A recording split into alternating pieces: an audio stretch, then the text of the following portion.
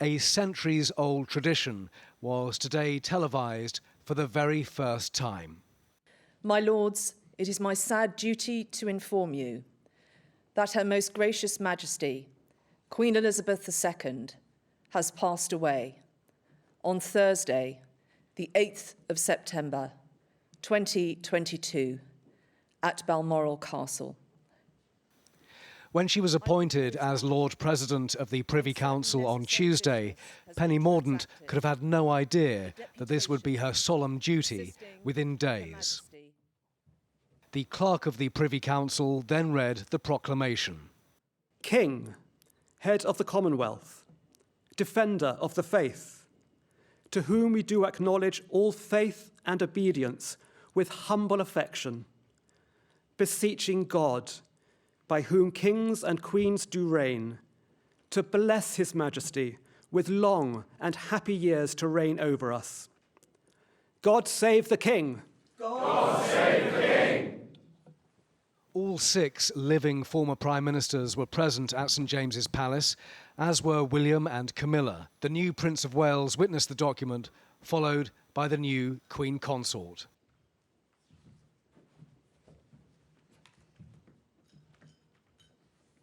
Although Charles has been king since the moment his mother died, this is the formal moment of popular consent, symbolised with the signature of the Prime Minister.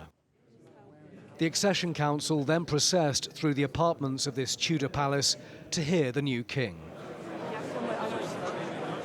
Sir Tony Blair, Gordon Brown, Boris Johnson all had valued the advice of the late Queen. Sir John Major, Theresa May and David Cameron too. And then he came. It is my most sorrowful duty to announce to you the death of my beloved mother, the Queen. I know how deeply you, the entire nation, and I think I may say the whole world, sympathize with me in the irreparable loss we've all suffered.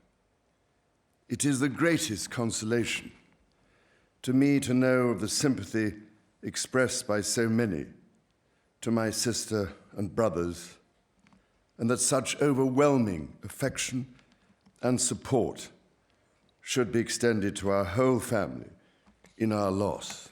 His son and heir, his wife and Queen looked on.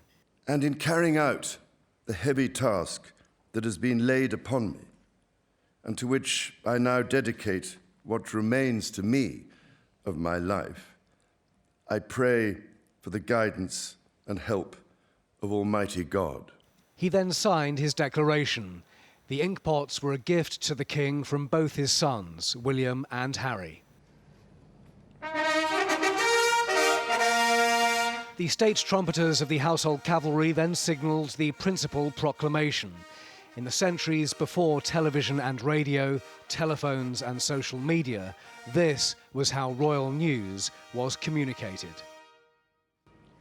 Whereas it has pleased Almighty God to call to his mercy our late Sovereign Lady, Queen Elizabeth II, of blessed and glorious memory, by whose decease the crown of the United Kingdom of Great Britain and Northern Ireland is solely and rightfully come to the Prince Charles Philip Arthur George.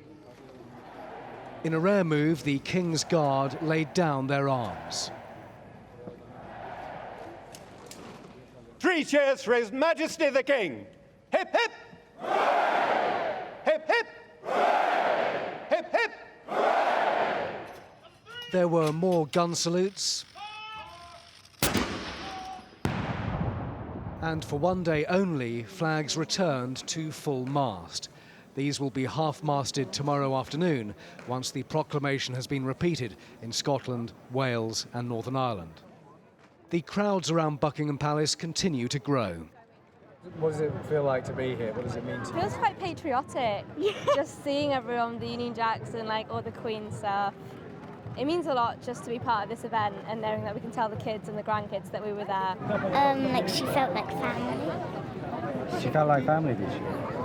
we all love the Queen, and she's mother of all, and mainly because of her consistency and her love to the nation and her love to everyone. Probably never seen another Queen in my lifetime again, so it was because it's King Charles, then it's William, and then it's George. So I just want to show my respects. The paying of respects and the offerings of condolence, much of it focused on a man mourning his mother in his first days of kingship. Well, Simon joins me in the studio now. Simon, at the very start of the programme, we saw those very special pictures of Harry and Meghan and William and Kate. I think some people thought we would never see the four of them together again, and there they are. Yeah, this is happening right now outside Windsor Castle, where Harry and Meghan were married, of course, in 2018. These pictures wouldn't have been remarkable even 3 years ago, but they are remarkable now after everything that has happened. The Duke and Duchess of Sussex there on the left, and the new Prince and Princess of Wales together looking at the tributes at the railings of Windsor Castle. They are clearly trying to build bridges, as the King did in his address last night, but this is not going to be overnight after everything that's been said and done. This is a process, but very significant. William and Harry back together at this very sad and important moment. But as you can see with the King and the Queen last night, they're speaking with the crowd there at Windsor, shaking hands and taking those tributes. And about an hour ago, Prince William, Prince of Wales, issued a statement, really emotional, wasn't it?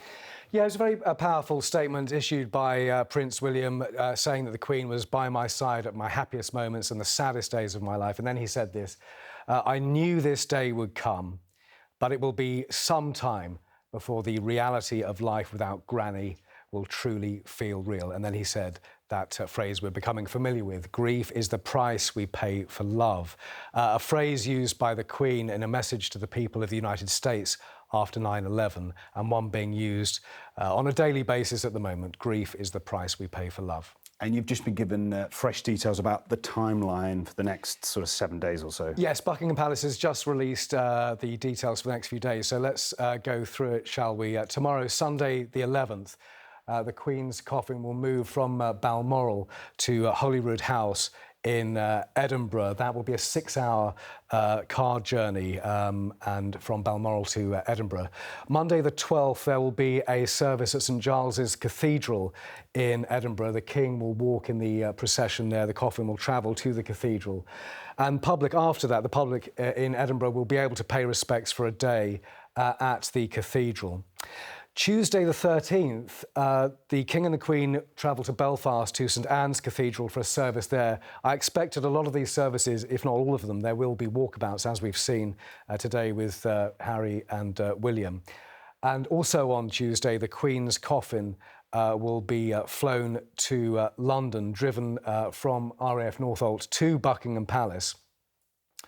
On Wednesday the 14th, the lying in state will begin. In the afternoon, there will be a big procession from Buckingham Palace, the King leading the cortege there behind the coffin. They will walk from Buckingham Palace to Westminster Hall, where the traditional ceremonial lyings in state happen, and that will continue for 4 days. The queue to get into Westminster Hall is going to be big, to put it mildly.